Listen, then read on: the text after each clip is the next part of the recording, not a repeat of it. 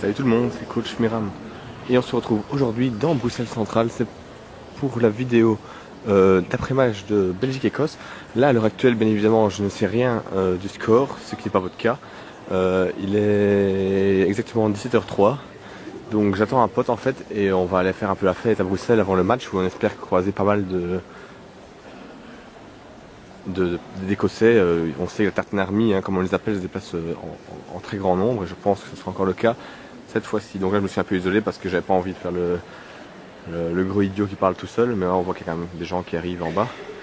Donc ce qu'on va faire, c'est qu'on va faire une petite visite guidée de l'ambiance qu'il y a à Bruxelles ce mardi pour Belgique-Écosse. Donc avec déjà je viens de croiser 3-4 personnes en kilt déjà dans la gare, donc c'était assez marrant. Et on sait que les Écossais savent faire la fête, on va voir si c'est effectivement le cas. On se retrouve très bientôt pour la suite.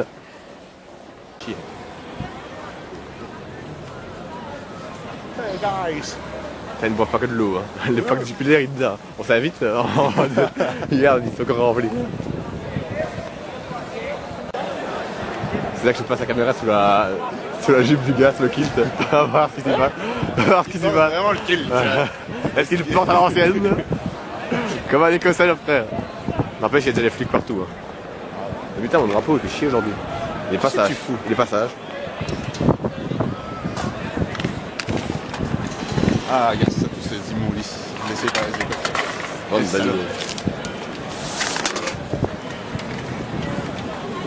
Oh, ça a l'air de bien se passer, c'est bon enfant ça. Enfin bon, il y a des casiers au milieu de tout quoi. Parce que tout ça est réglementaire. Oh, c'est par là, c'est. Bien sûr.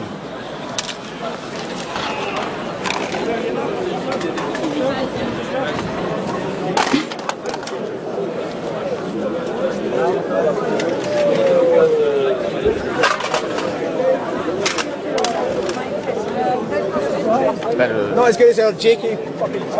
Mode d'avoir des petits chapeaux avec Nemo, avec Pikachu. Le sol est aussi collant que la Fucam. Ouais, belle comparaison.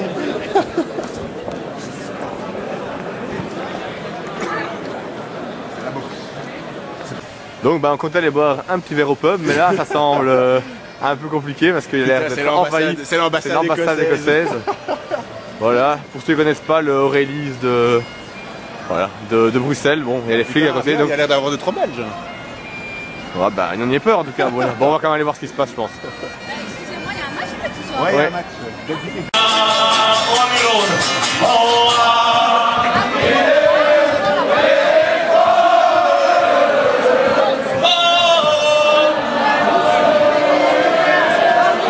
qu'on prend?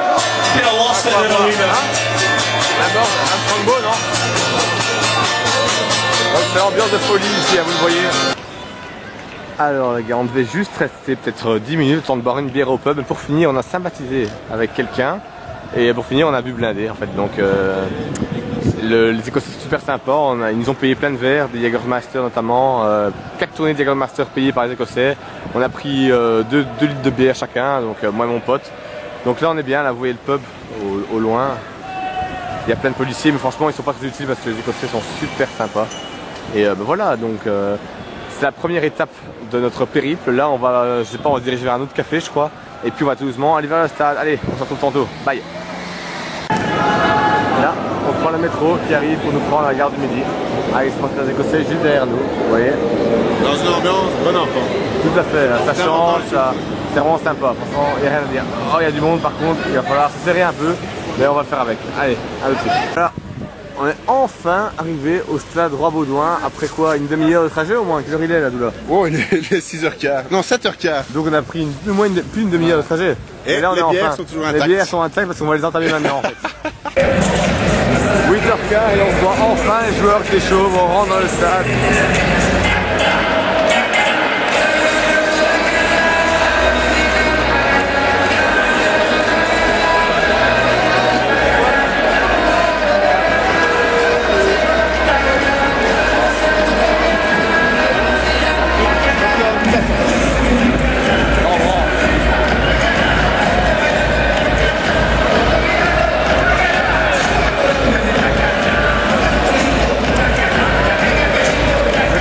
de fou en tout cas.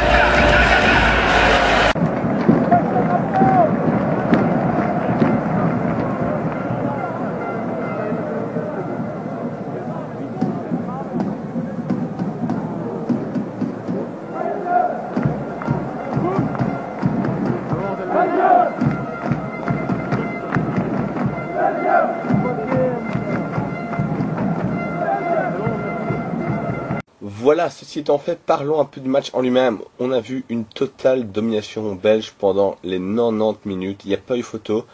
Les Écossais étaient simplement largement inférieurs à la Belgique. On a, dès le début de match, déjà deuxième minute, obligé l'excellent gardien écossais McGregor à sortir une triple parade magnifique. Un gardien écossais qui, tout le long de la première mi-temps, a sauvé son équipe du naufrage. Je pense qu'avec un gardien un peu moins bon, on pouvait, à la mi-temps, déjà à 3-0 et en fin de match, ça pouvait être 5 ou 6-0 largement. C'est le genre de match où, concrètement, on aurait pu gagner avec plus de 3 buts d'écart.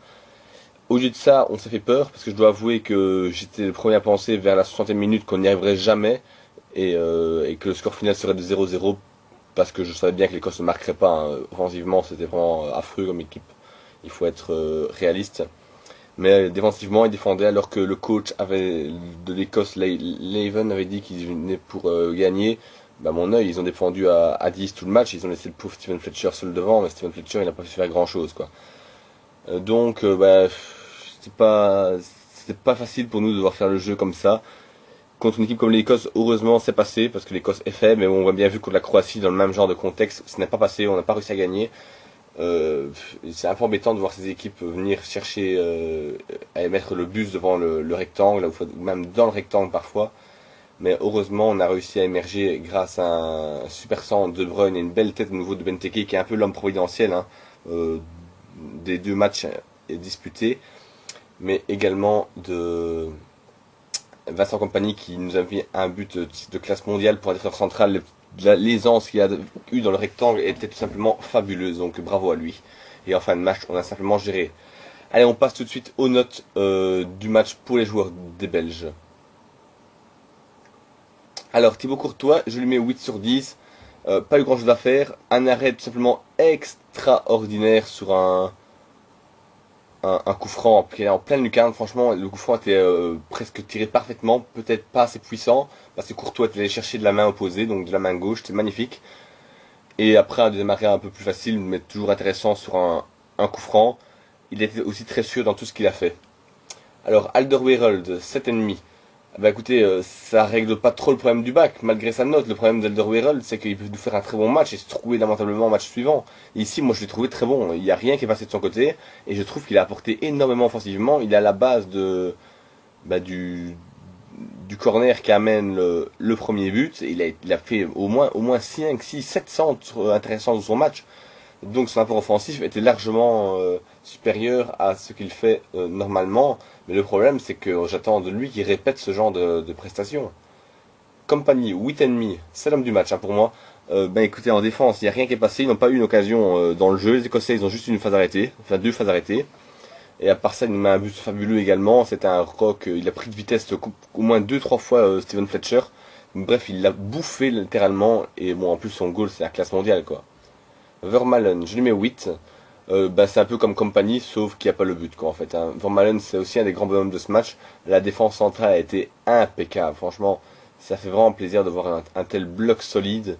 Il a été impérial quasiment tout le long du match. Toujours aussi bon dans les duels aériens. Vertonghen, 7. Écoutez, c'est le moins bon des défensifs pour moi. Je trouve qu'aucun d'eux ne méritait une note en dessous de 7 en tout cas. Moins bon parce que tout simplement il a fait un match défensivement du même niveau qu'Alderweireld, mais il a moins apporté que Toby. Donc offensivement, je lui mets un petit peu moins que le défenseur de l'Ajax. Witsel, 8. Le maître du milieu de terrain, à nouveau il a remonté des ballons, il en a récupéré, il a perdu aucun ballon.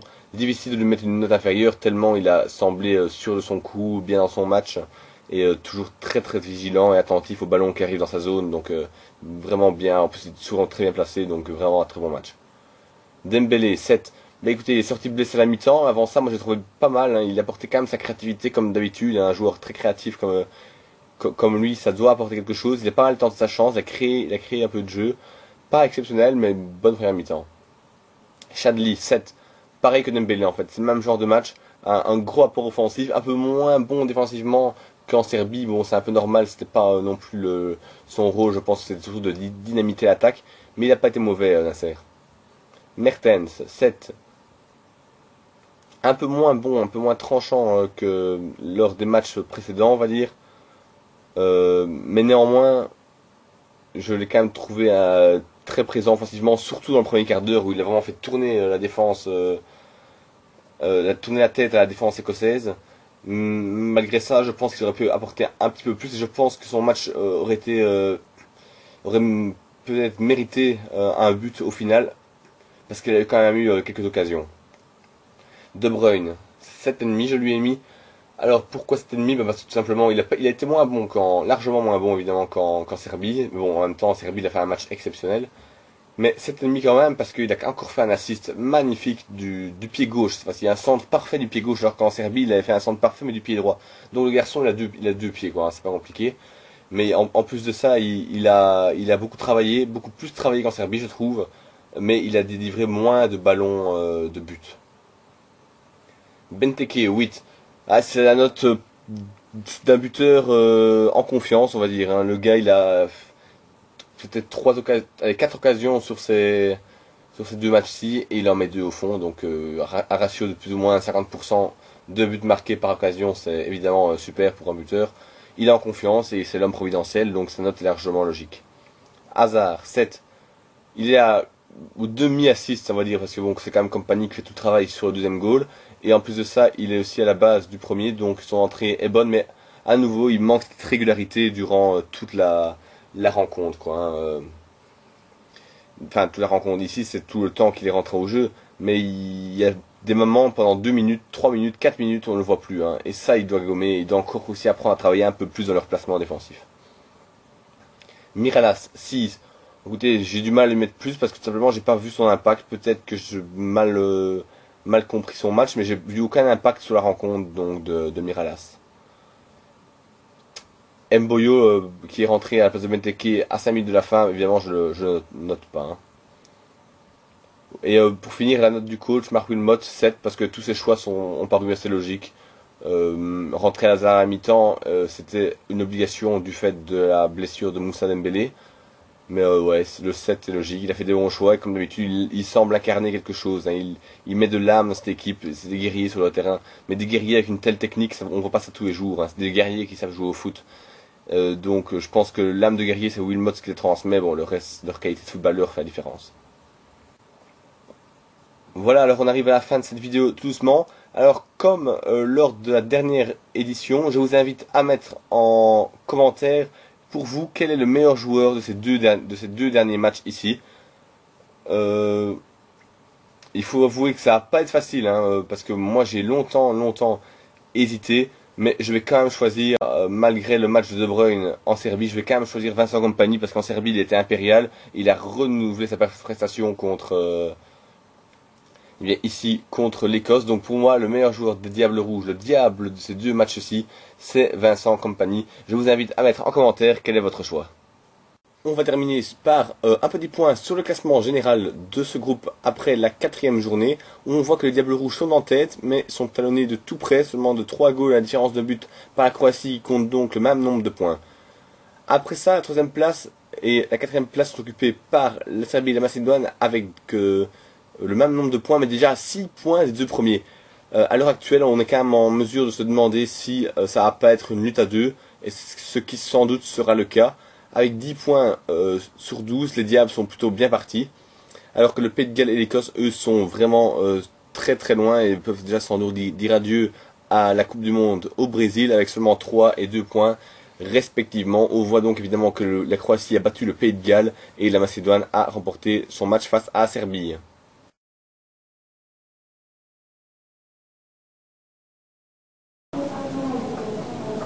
Et voilà les petits amis, on arrive à la gare, le match est fini.